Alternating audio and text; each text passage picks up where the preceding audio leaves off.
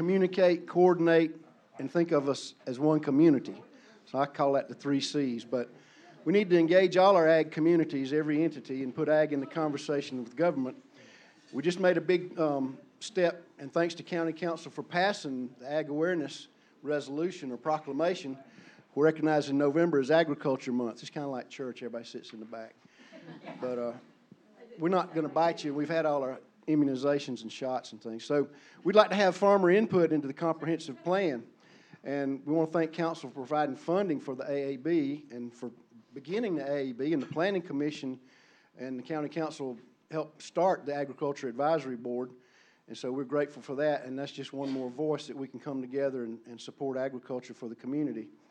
We're working to get agriculture in the comprehensive plan, the 2020 plan. That's required by the state law that we do that, and we're probably going to be one of the first in the state to have agriculture mentioned as its own component. This means that all decisions council makes are supposed to have a genesis in the comprehensive plan and use the plan as a guide. And what the Agriculture Advisory Board and county needs is the farmers and ranchers' input, and to come together and lay out the future of what agriculture will look like as a whole. So this will work by getting your information tonight as you see what's important and you state what's important to your group. And so we're going to write down your contact. You're going to write down your contact information so we can get a hold of you next time, and just give it to us and let us know that you were here and you're interested, so we can contact you in the future. Because as I mentioned, that's one of our big issues is communication. So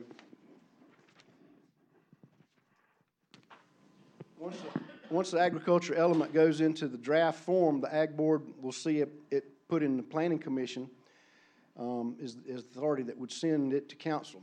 If you'd like to see the drafts, then please put your contact information down again on the sign-in sheet.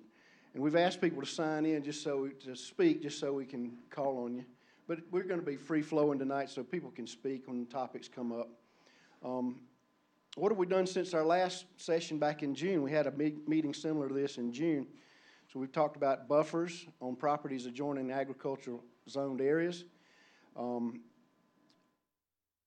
11/19 is the next meeting of the Planning Commission. So we're working with the Planning Commission on the buffers as well as the 2020 Comprehensive Plan.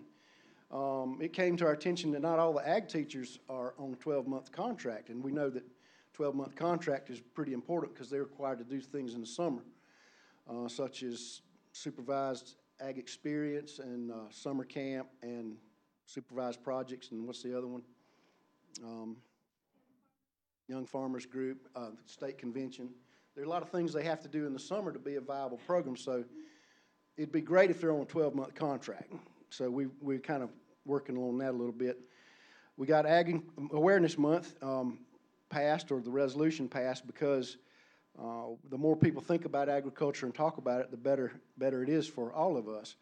And one of the things that did was, one of our goals for a long time has been to get numbers and put numbers to each of the areas and show what agriculture means economically to the county. So that was put into the in the proclamation after a lot of research and development, because the 2012 is the last census. 2017 census has still not been posted yet, so we had to do a little research to find the best numbers we could get, but we think it's accurate. So some things we've done otherwise is coordinate and communicate with different groups like the Ag and Art Effort, the Sesquicentennial Banquets, Soil and Water Conservation Banquet, the Farm Bureau. We're working Farm Bureau. We have Mr. Doug Hollifield, who's a member of the Farm Bureau, and Mr. Lee Keese is president. Is that right? And Doug is the vice president. And so we're working with all the groups we can. That's been our goal, is to communicate and coordinate. So tonight, we're going to play it by ear. We're going to be free-flowing, and we want the group to voice issues, and that way we won't go from the cost of running a confined animal feeding operation to property taxes to soil. We're going to hit a topic and then move to another topic, kind of semi-logically, so that's what we'll do. And if the first person to sign up wants to talk about cattle, then we'll say, all right, Mr. Whoever, do you have anybody else have any cattle issues you want to bring up? So we just kind of keep to the topics and move from topic to topic. if y'all don't want to speak publicly, or if you don't get time to speak, then you can write your issue down on one of these pieces of paper, or give it to Adam, and we will address it as appropriate. You can speak on as many topics as you wish, just keeping in mind that we're going to have a 2-minute limit per person at the beginning so that we make it through without being here late. Mr. Adam Chapman is our wonderful liaison to County Council, and he will help facilitate. He's helped put this together. This is a new design that he came up with, and we're very appreciative to him and the other staff members that help us so much. And council really has been supportive to us. They've been great. So Adam's going to keep the time, and he'll let you know when it's up.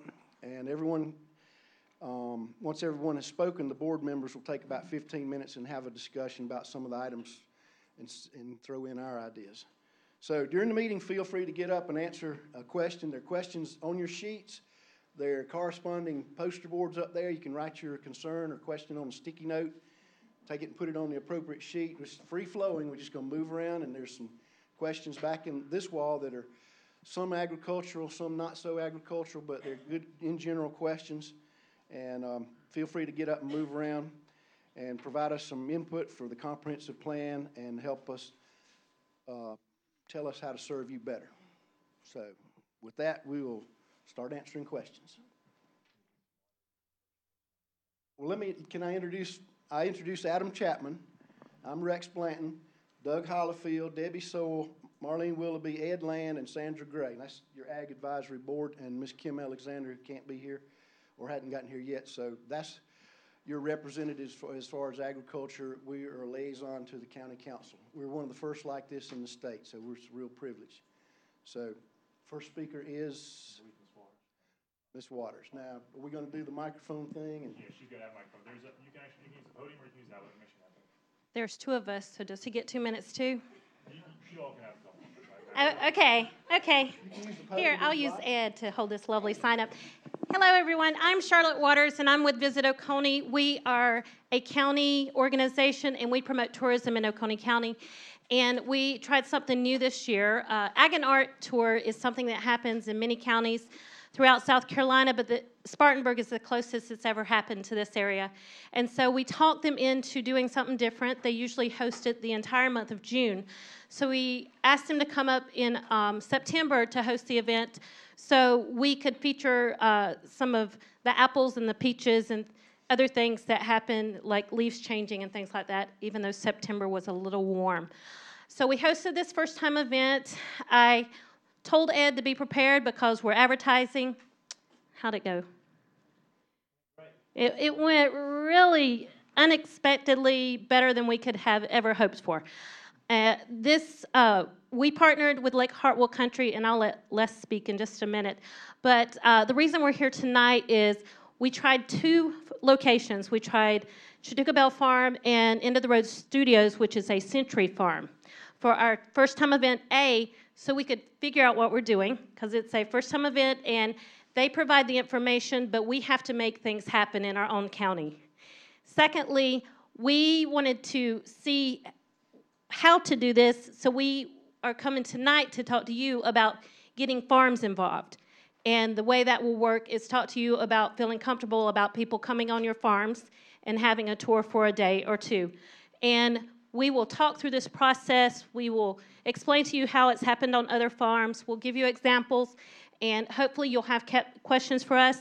We are looking at changing the date next year, so it's not before the fair.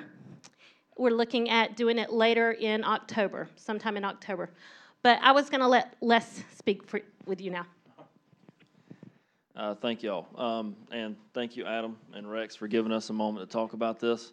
My name is Les McCall. I'm with Lake Hartwell Country. We're a regional tourism and historic preservation commission for the state for Anderson, Oconee, and Pickens.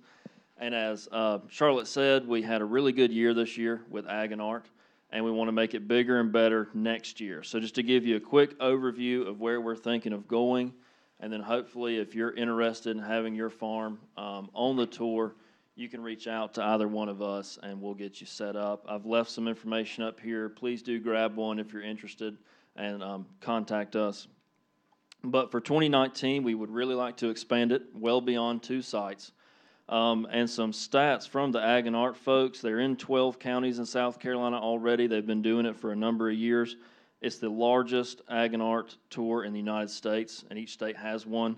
And it is the only free one in the U.S. as well. Some really cool numbers here is that, let's see, through Ag and Art, a quarter of the visitors who come in, actually a quarter of the farms who are involved in Ag and Art see a 2-fold profit margin during that time period over their usual sales. So, I mean, it really brings traffic in. As we found out at Chattooga Bell and Into the Road Studios, we almost got a little overrun. So it really brings the folks in. People are seeing more money in their pocket, and it's a good chance to kind of dip your toe in the water of agritourism. If it's not something you want to do 100% of the time, Ag and Art's a great thing because we have the resources to set you up with signage, set you up with information on liability mitigation, how to cover yourself from liability during that time so you don't have to be a full-scale agritourism site at all. In fact, it's often better when you're not one of those and people can come out and see a production farm, firsthand experience, and also see some local art in the process. So anyway, I think is there anything else we want to? Well, if you have any questions, they have it set up, the Ag and Art website, where farms that are interested can go in and apply. What we're going to be doing, again, since this is kind of new, we talked to them in May, and we were able to pull it together by September. It was kind of crazy. Ed's going to listen to me next time when I say, I'm going to bring people here. So we will either utilize the application that's on their site, or we will provide you with information where it will be on one of our sites. Again, visit Oconee. I'm either usually at the Orange building or I'm running around the county somewhere. I'm Charlotte if you have any questions. And Les with Lake Hartwell Country is in 3 different counties. So I hope y'all have some questions and want to participate. Thank y'all very much for coming. We enjoyed the Ag and Art tour very much this fall. It was great. It was. Thank you. I hope it expands. We do need agritourism. Definitely. Um, And now that it's November, any information you have, just send it my way so we can promote it. and let's promote Agriculture Awareness Month this month too. So I know. I didn't know it was Native American Month. It's all kinds of celebration. I think next Saturday's Take a Hike Day, so everybody get out and take a hike, you know. We've got a great county to hike around in. I introduced Adam earlier, but I failed to introduce 2 of our wonderful council members. This is Mr. Julian Davis over here, and Mr. Paul Kane snuck in there a little bit ago, so we appreciate them coming. And I think Mr. Glenn Hart is at another meeting down in Fairplay they're having tonight. So unfortunately, the nights conflicted, but we'll do this again. So who's the next speaker, Mr. Adam? Oh, that would require me reading. Dan, Mr. Dan, come on up, Mr. Dan. I can't. Last name you'll never get. Nerd. I'll use this because I'm afraid Okay. to stand behind something. So I'm a new guy to Oconee County. I've only been here about 2 years total. I'm a retired military guy. Came here because I wanted to go to Clemson. So you can see over there, I'm sitting in a little Clemson row. There's a bunch of us in Master of Ag Education. When I came here, I also bought a chunk of property that is only 1.5 acres. I have another area I live down in off of Chickasaw Point, if you all are familiar with that. So I'm a small farmer. I grew up in Iowa. My first degree was agriculture science. I came back here to do it. So the reason I'd like to talk to you tonight is for small farmers, aquaculture is a new thing, or aquaponics. So some of you may know Dr. Beecher that's with me. So I'm doing that and some other things on my farm, but we don't really have a market, meaning to get fish out of here, we have a market for vegetables and all that at a farmer's market. And you guys, I applaud you for your incubation area and what you're going to do at the Heritage. So I'm looking at that area. What I'm requesting is maybe we could work a little bit more, or maybe working with some folks out of Atlanta or whatever to get some buyers, just like we have for cattle, just like we have for sheep, to get some buyers for some fish in here and work on a small way to get fish butchered. So now I'm not just providing 100 fish. The other folks can then have that, because the other portion, so my project between now and the time I get done in school is veterans, and getting veterans to farming. Well, our problem is, even for me, who's a retired field grade officer, it's pretty difficult to buy a bunch of land. But something like aquaponics, you can buy an acre, acre and a half, and be productive with it. But in order for us to do that, we need some sort of output to be able to get it done, and a little bit extra. I mean, I don't mind butchering fish, but when you have that many and then you try to sell them somewhere, that's a problem. So that's my desire from you all, and I appreciate it. That's all I have. Thanks. Thank you, Dan. Well, we have an expert on that. I've seen a lot of what Dr. Beecher does in working around that building over in McAdams, and quite interesting aquaponics and things that he does. And also, I think West Oak did some tilapia at one time in visiting out there, so we will glean some expertise from you all on how to do that. There's a ribbon cutting tomorrow at Victory Hall for veterans, by the way, if you are aware of that. So they're opening up a new section. They had a great Veterans Day event Tuesday. All right, May Leinhart from Upstate Forever would like to say a few words about Upstate.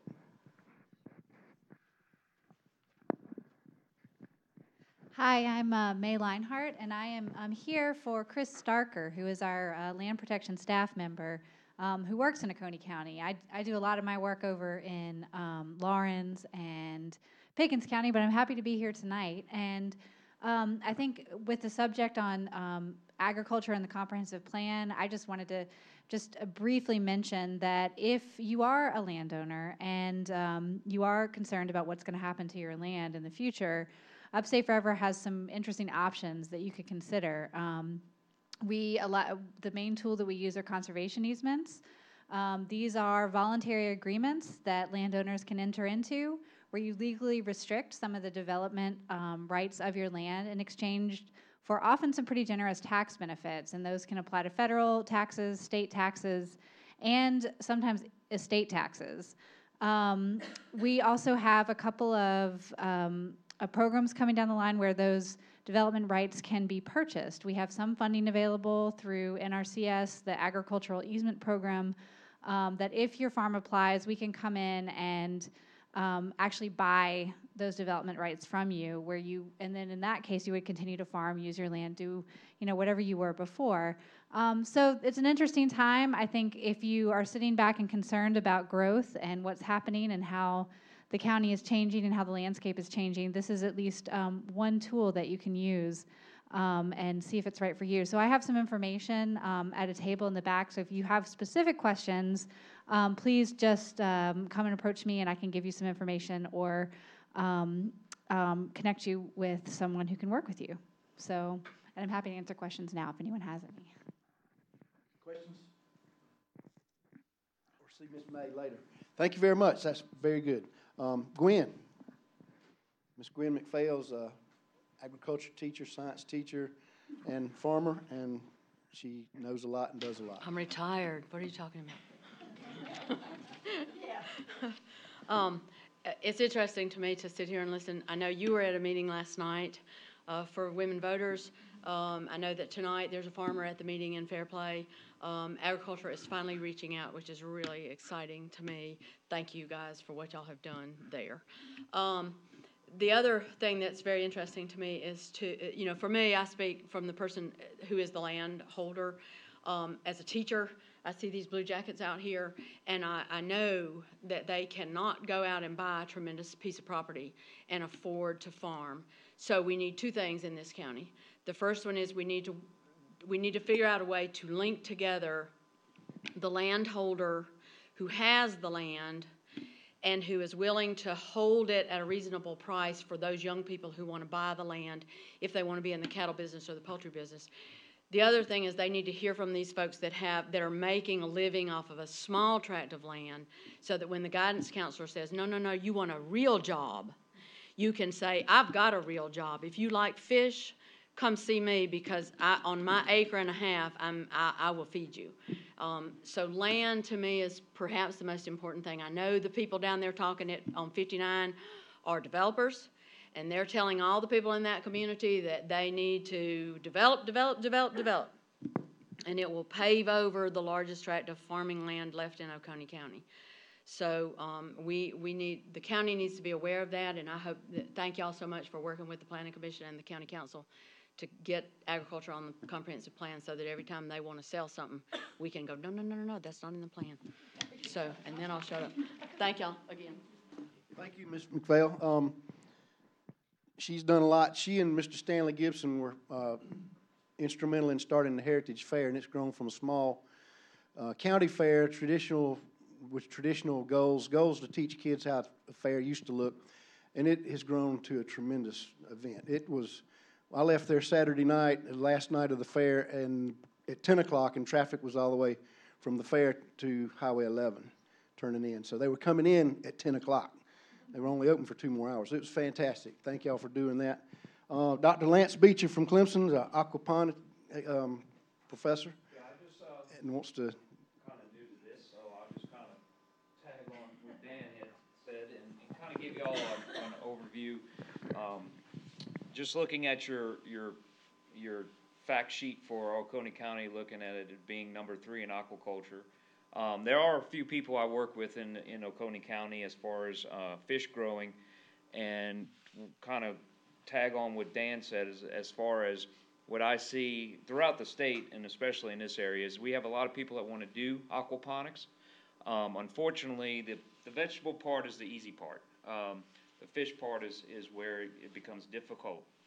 So we're sort of at a roadblock in the state and in this area as far as trying to get fish at a good quantity to be processed. And so that's a key issue that I think would benefit this area. And like I said, it would benefit the potential farmers that aren't going to do large-scale agriculture. I advocate aquaponics as being just a place where you can do a maximum amount of production in a small area. So we're talking about small tracts of land or even buildings.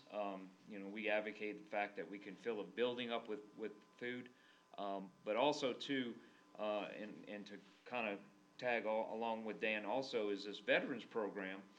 So if we had some place where we could potentially have processing for fish, the idea of putting this program in step, and I'm with the extension program, so we're kind of using aquaponics as a basis for this veterans program to where they're coming out of active duty or they're coming out serving in their country, and we want to serve them by basically giving them an avenue of employment or avenue of production in agriculture. And so we're going to set up a system where basically we can help them out and like I said, using aquaponics as a starter, but also offer extension on extension side is offer them any type of information as being if they wanted to do cattle or wanted to do row crops or anything like that. So like I said, I do deal with fish people here in fact, you probably have the most people I deal with fish, but they're taking all their fish other places, and that's a big issue. I rack my brains out trying to figure out, I even going to the point of doing, I don't want to call it micro processing, but mobile processing, okay? And so, and I see high school students here.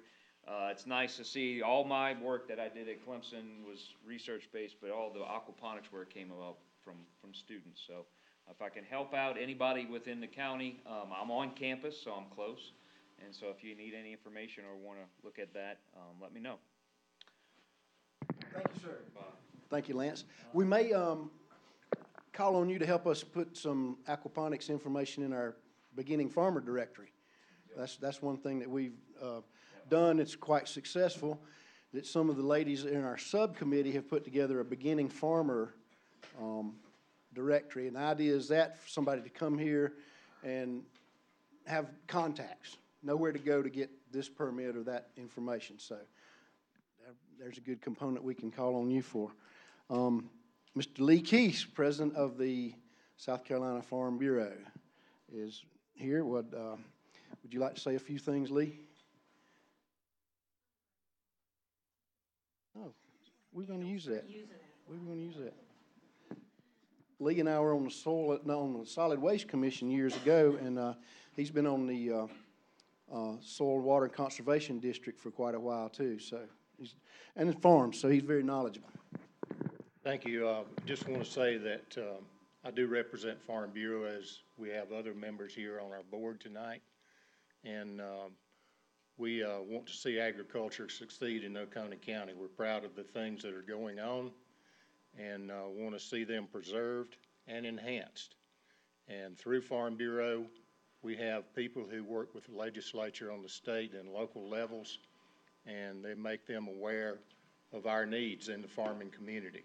So let me just encourage you to be a part of Farm Bureau, to join. If you're not, everybody says, well, I don't want to buy the insurance. You don't have to buy insurance to be a Farm Bureau member. So join our efforts in that. I'm also on the Soil and Water Conservation Board. We mentioned the Farm and Ranch Land Protection Program. And we do hold a number of easements here in the county where the land is being preserved. And we encourage you to look into that if you're a landowner. There may be things there that would be appealing to you. And also, I'm in the Oconee Cattlemen's Association, and they do a great job of presenting educational programs that help ranchers to improve their performance in the cattle industry. So just want to make you aware of those things. Thank you, Mr. Keys. Appreciate all that you do. Mr. Land and Miss Gray, Marlene, Debbie, we grew up in Seneca, and Seneca was without FFA for a number of years. And one time I was at the McDonald's eating breakfast, and I saw a bunch of blue jackets that said Seneca on the back, and I said, yay, we got FFA back. So they were heading to a contest. So FFA is such a valuable program.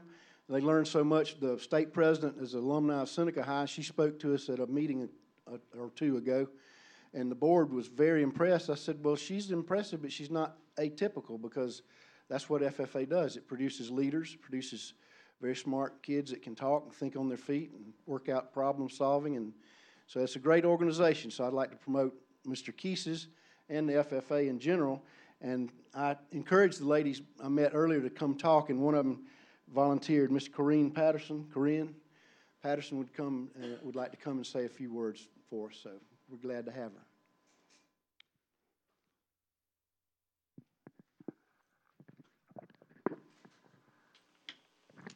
My name's Corinne Patterson, and I'm the president of the West Oak FFA chapter. And all of our FFA chapters in Oconee County are affiliated with the Young Farmers.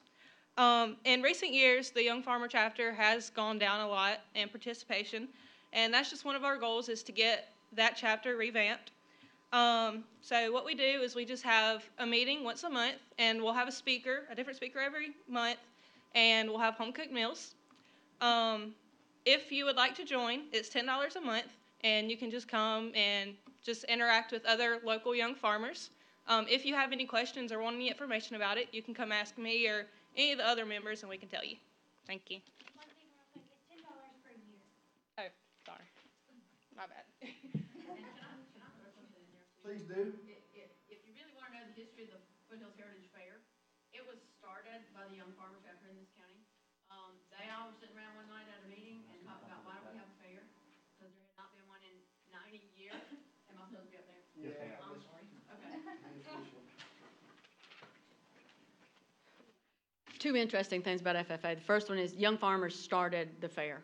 There had not been one in Oconee County in 90 years, and they were sitting around one night and said, you know, we ought to have a fair. They got a little bit of encouragement. They did a little research, and with the help of the FFA kids, they put on the first fair. And last year we had almost 11,000 in attendance with, like you said, traffic backed up in both directions several miles. So if you think you can't do anything, yeah, you can too. All you got to do is get involved and work hard. So the second thing is, I was at another meeting today, and there was a dad who was just so proud of his daughter because she had taken some women's workshop and she had learned to weld, and she had done a cute little woodworking project, and she had done this and done that. Not to put that project down, but I was sitting over there going, dang, that's an ag mech class, and girls are in it all the time. So it's a great program to get involved with, support it at the schools, support it anywhere that you can, because they've been doing that for a long time. And it doesn't need to be a women's workshop. So.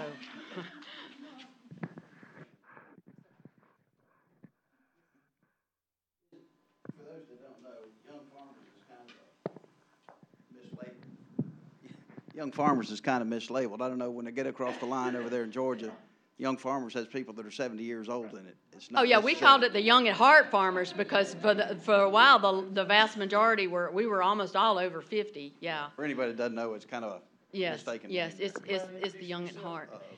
And, I'm Ken Martin. I don't live here. I live across the line there. I look at Oconee County every time I look out the back door, but I'm the broiler manager for Fieldale Farms. So. Thank you, sir. Yeah, that young is a little bit misleading. It doesn't have an age limit, and it's very valuable to the FFA groups to have those, and they have to have an advisory group too, kind of like we're an advisory group to council. So, AgMech is one of the core classes down at Clemson. Ag Ed students have to take it usually about the freshman year. AgMech students, of course, have to take it, but there's many ladies in there as there are guys. I've helped teach it for about 4 years, so it's a lot of fun. Burning metal, what's not to like?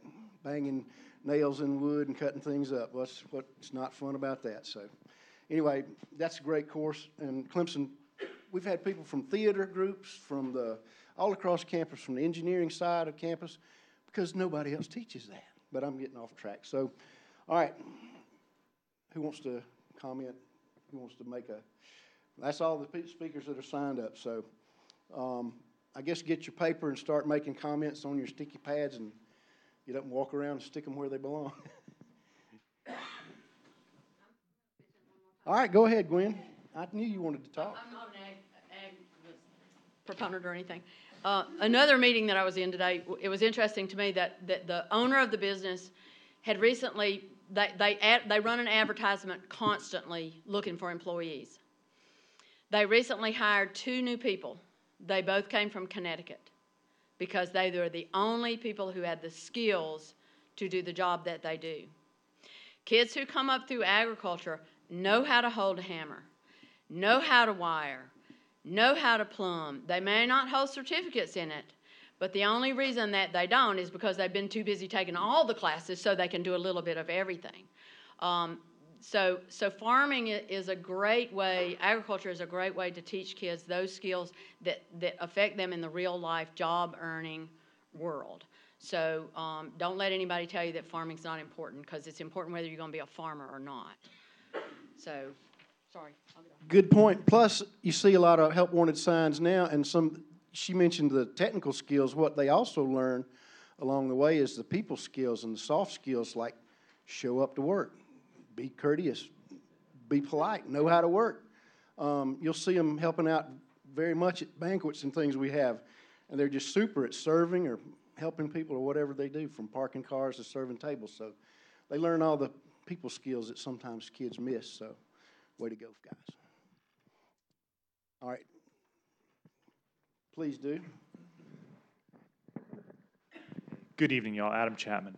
So we're going to have the first agricultural element in the state of South Carolina in a comprehensive plan. Element is just a chapter. It's all it is. And what it does is it lays out the ideas for agriculture in the future. So you all are interested, all of you are active in agriculture. If you all want to have input into it, now is the time. Because if none of these little pieces of paper here have sticky notes on them when we leave, we're going to end up writing this in a vacuum. And we're going to put out a draft, and people are going to come out of the woodwork. So if you want your words on paper, we need your input from there. Also, any of the groups, like the Cattlemen's Association, for instance. I'd love to talk to any group or board groups for anything from aquaculture to cattle to bees to apples to what have you. We need agricultural input. It is the industry in Oconee County and needs to be pushed. And I think that's why the Ag Board and Council and Planning Commission have all pushed it. So please, if you don't feel comfortable writing stuff up there, give it to me. My cards are up on the table. You can email me, call me. I'll come to any of your groups. And so it's real important that we get as much input as possible for this element. So thank you.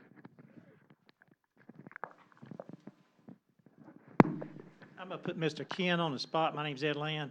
And we were talking before the meeting about things going on in Georgia with poultry farmers and some of the laws and regulations and setbacks that they're doing over in the counties in Georgia to help poultry farmers. And I'd love for you to explain some of those things that are going on over there, Mr. Ken.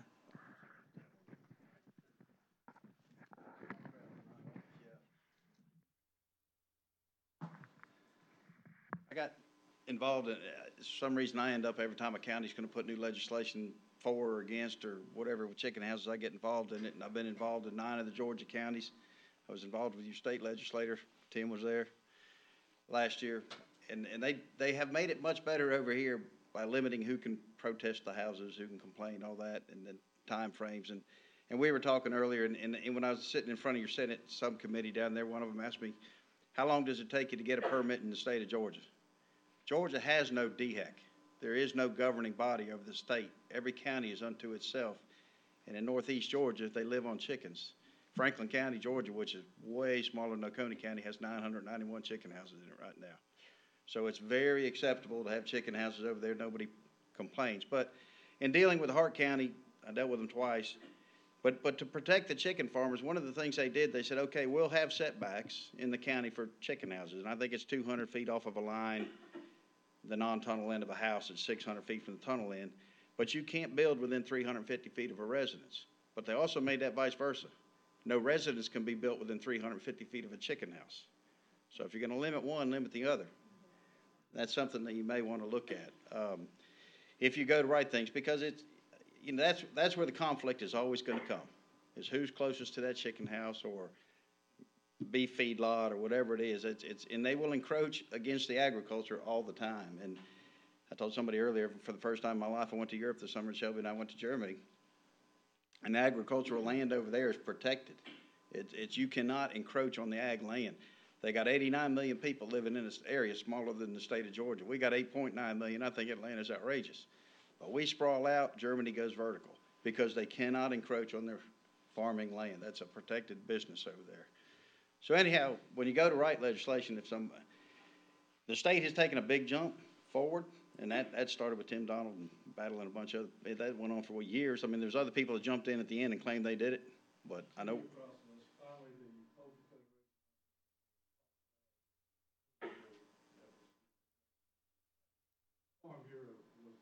They started it. That's correct. So I gave a little talk one time. I think I got involved in some of that. Maybe it was too impassioned. Gwen was there, but it was a Chamber of Commerce event. And they asked me to give a talk, and I did about chicken business. I never had to go back. So never been invited back. It's probably a good thing. But anyhow, kind of the gist of it was that, you know, your local farmers here have over $50 million invested, and we pay like over here about $12 million a year in a payroll, and it's only local people. It was all local insurance companies, everything else. And had somebody come in and said they were going to build such a industry here, they'd have been on the front page of the paper, but instead they were trying to cover us up with the paper. But instead, it has now turned a little bit the other way. So if you get a chance to write regulations, registrate, you know what's good for the goose is good for the gander. So if you're going to box the chicken houses away from the land, box the other residences away from the chicken houses, that would be the best thing you can do.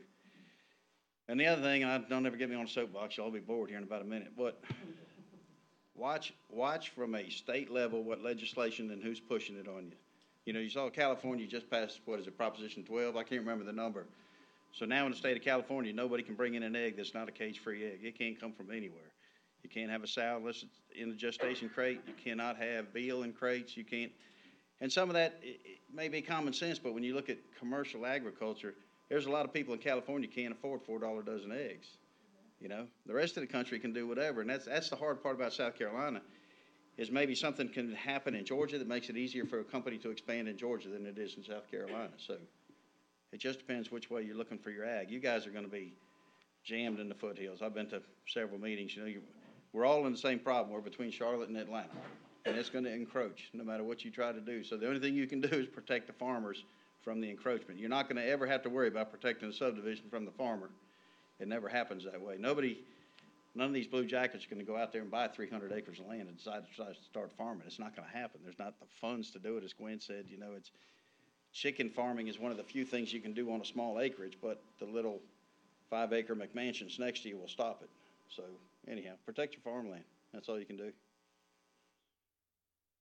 Thank you, Mr. King. That's one of the things we recently have worked on is buffers and setbacks, and we've been in discussion on that for quite a while. And we've submitted something to council, and then it went to the planning commission for them to hash over. So we've put an arbitrary number in there. The number's not final yet, but But I agree with you, it needs to be both ways, it needs to work both ways, but we're working on that, so thank you for your impassioned speech, that was good. I wish I'd have been there for the chamber meeting.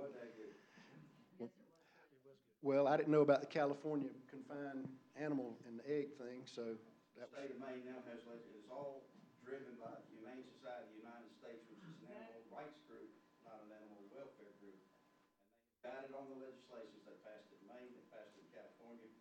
There's 12 states now that they're not gonna come to you, they're not gonna come to your legislators. They're gonna come to the ignorant American public and tell them something that they think they understand. They're gonna put on your propositions, you're gonna pass it as a state law. Watch who's backing it.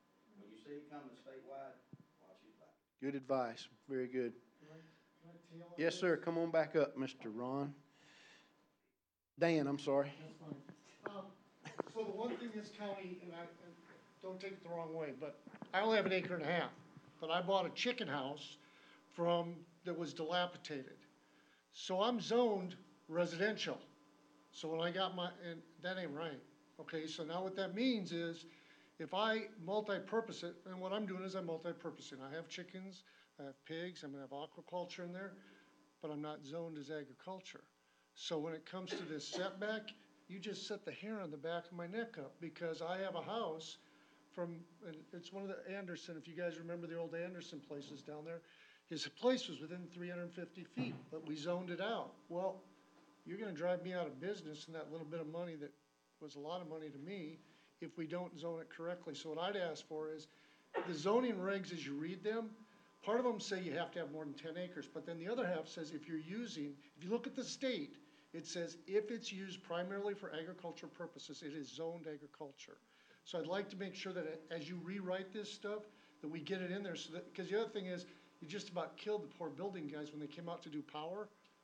I had to explain to them, no, I'm really an agriculture place. They wanted me, everything to be like a house. And they finally figured out, no, you're just putting up a fuse box and that kind of stuff. So please help us with that. And then we can reuse those things. So when it's too expensive for them to redo it, somebody like me can come in and grab that building and still have $250,000 worth of building to put stuff underneath and farm inside of it. Thank you.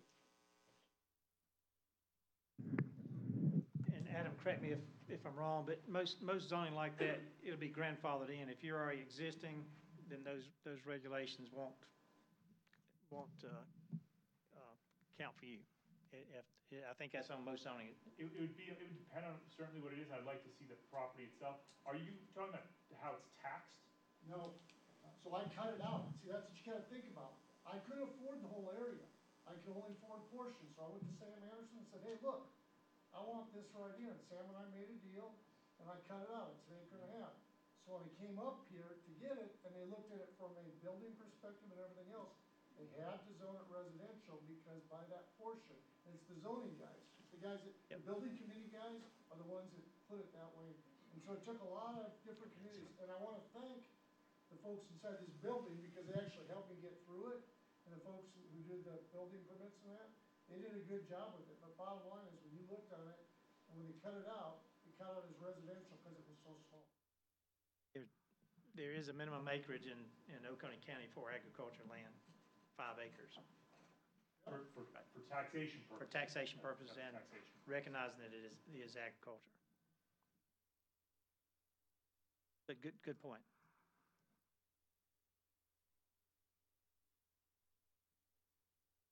All right, I guess we're ready to fill out our slips.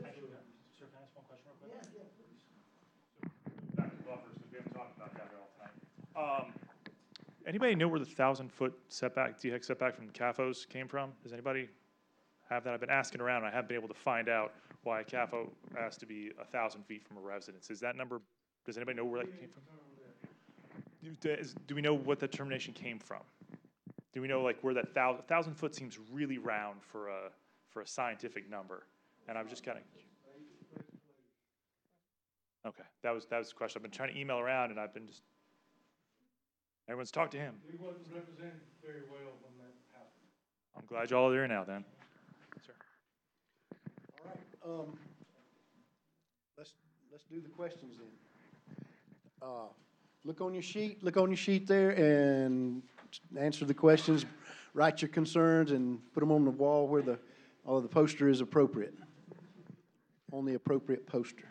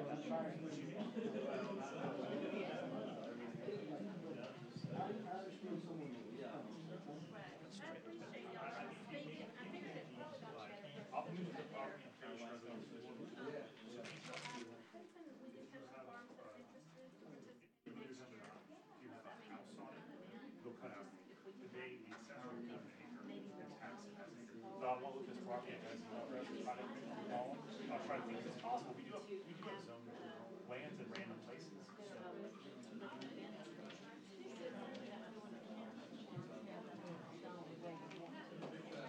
You can petition, so certainly there is a petition, whatever you want. Top down. So that's how a lot of the county has it. Well, top down zoning is exceptionally because it sounds bad. It kind of feels bad. Because, oh, you're someone who's not there, you have to do what you want to do, some community you want to do. Awesome. I mean, all right, so you have more than the minimum, you have more than the minimum required, you should go ahead and fill out that form. So if I'm ready, for some reason I didn't do that. So no, yes, you can, but you have more than 50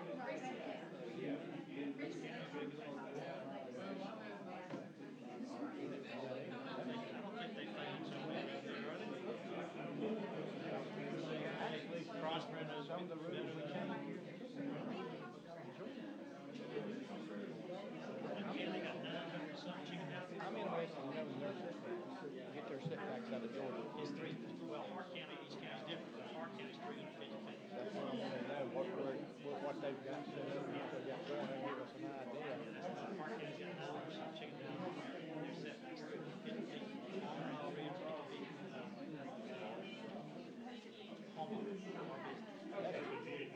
That's one question I wanted to ask here, ask the farmers why they would do that, is, do they agree with taking the farmland setbacks?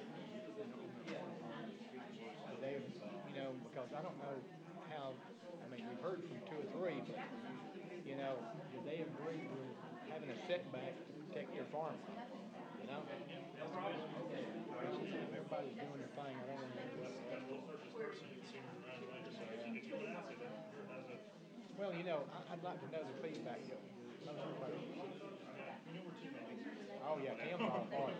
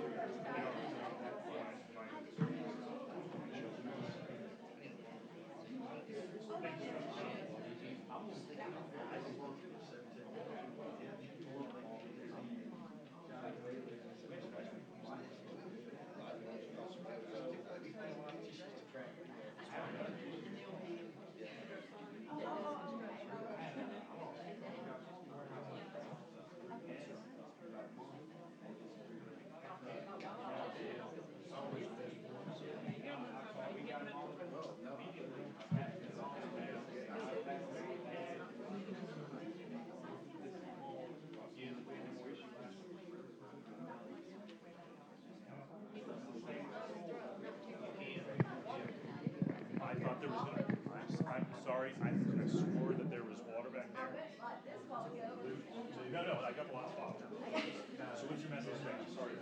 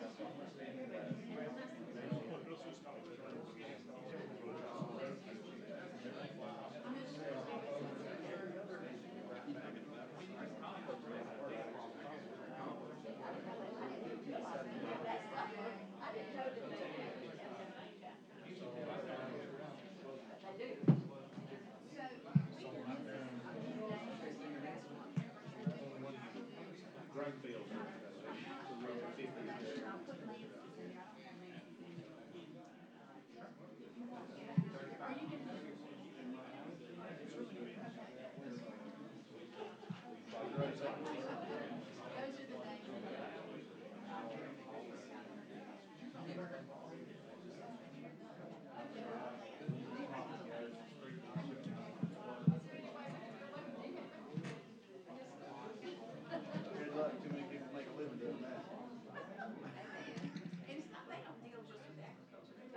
No, they have everything. Just as FYI, the microphone is still on recording. Just okay,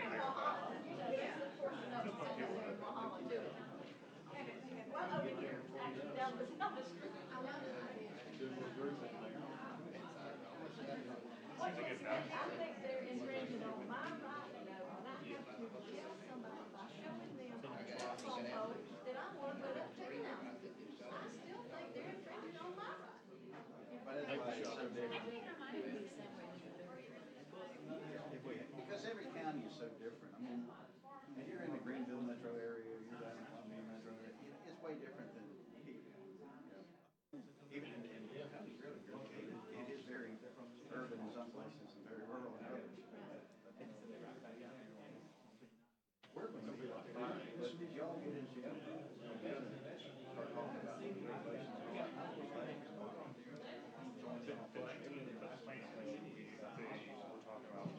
but we have nothing written down, nothing's gonna go very, it's on board for agricultural buffer. And what the ag board advised to planning and economic development, which sent it to planning commission, was looking at buffers on adjacent properties, just kind of what you're referencing. and then some of them we have vegetative buffers and others have business buffers, or some, most of them have both, out of sight, out of mind. That's correct. And we have very little zone, that map right there on the left is Yeah, there's just, basically no zone. right, all the white is control free district.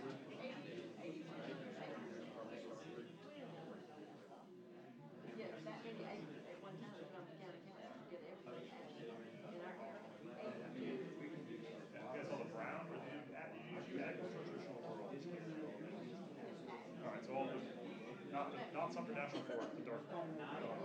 When somebody comes up here to buy, if they get a cup of it throws it up there. If you don't protect it.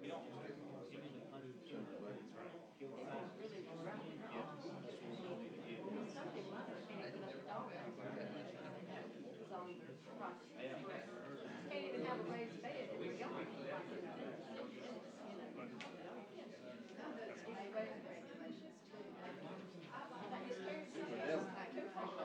They'll give on a neighborhood much easier than they'll ever give on an ag.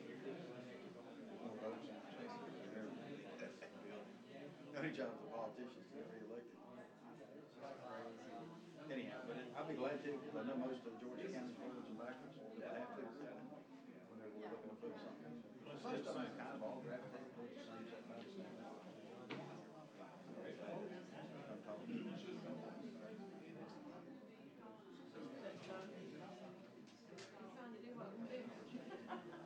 Yeah, it's been a problem. You're always speaking to the choir.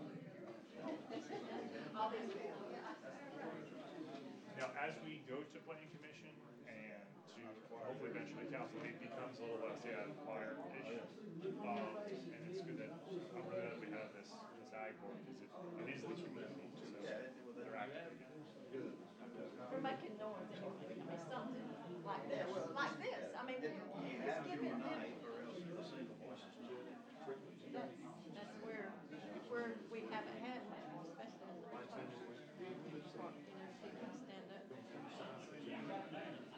At least you had your Secretary of Agriculture here last week. I didn't know it was a Friday morning, my boss was calling me. You sent, was it you sent it, or was it Deb, oh, no, it was Doug Howard, Danny Howard sent it. He was in Clemson and then he went to the pregnant children farm and had his down. Went into chicken house and stuff. I thought it was just a good weather thing. Friday morning, I was so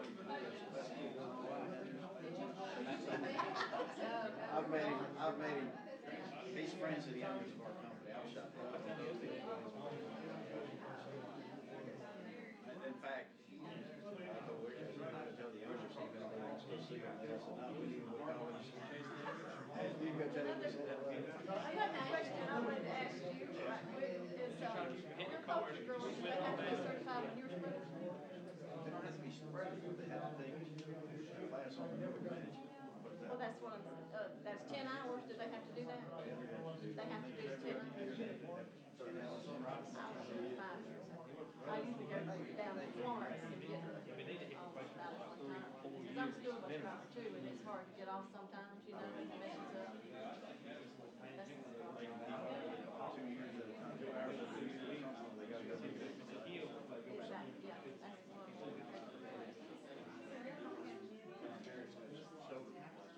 10 hours?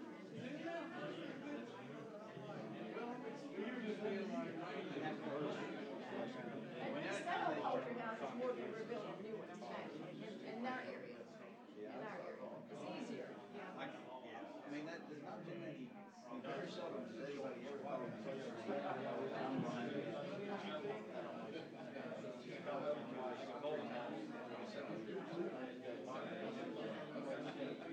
Yeah, I'm fixing to do another third renovation, I'm getting my money together this week to do another renovation. He explained it best to me, we go to Georgia, they've been growing up since the 1930s. And he said in Georgia, it's a generational business. You have 4 generations in that. Uncle did it, grandfather did it. South Carolina, in the first generation. So it's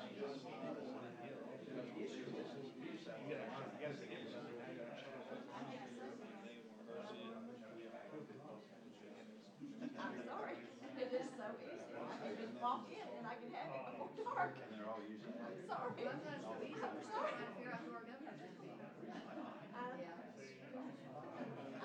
It's just more affordable. You know, the Northeast Georgia Bank was owned by Sherette Whitworth, and he used to own Grass Foods, which now is going to. Yeah, we was with, Mr. Whitworth, Grass, whatever it was. That's when we started out, in '83, when we first got the first 2 houses, that's who we were with. And I grew up there for what, 20 years? And then I went over to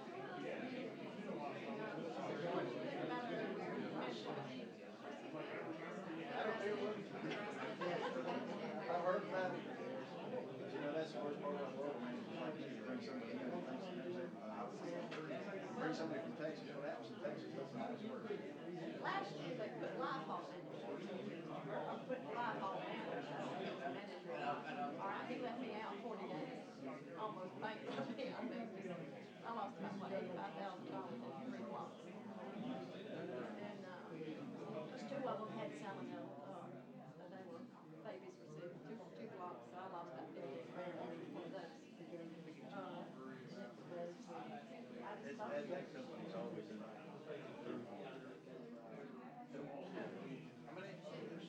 Any governor from Colorado, you gotta get somebody in Colorado to tell you what to do here. Yeah, that's, yeah,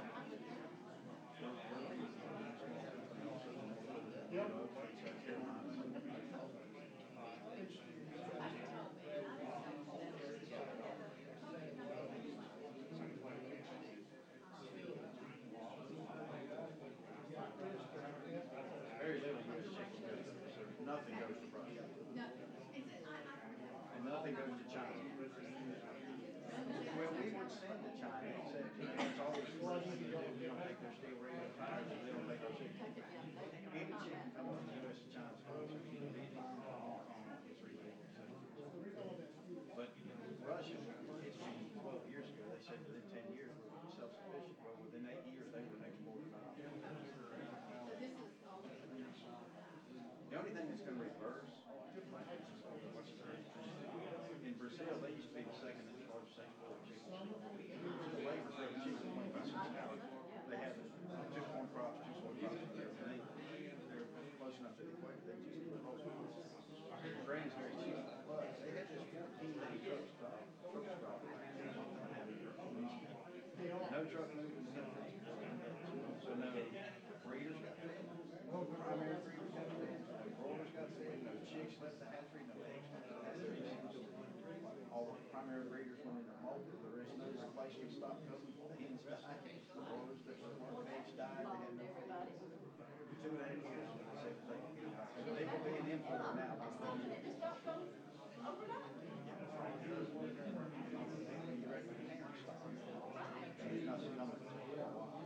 They did that to themselves. The two trucks. They were protesting.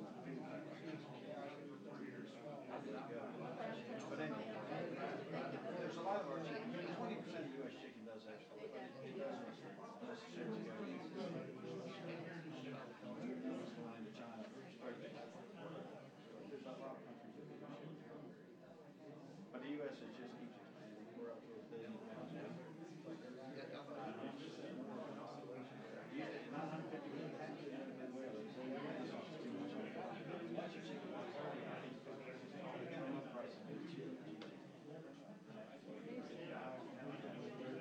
Beef down, chicken good.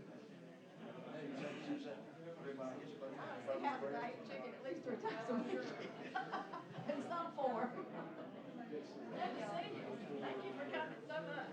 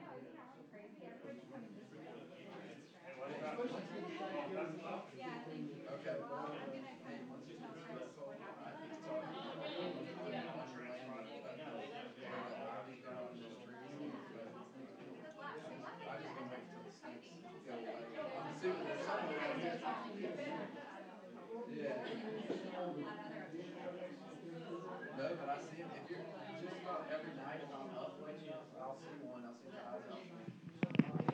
Oh, really? Red fox? It was dark. Oh, well, I think it was a fox shape.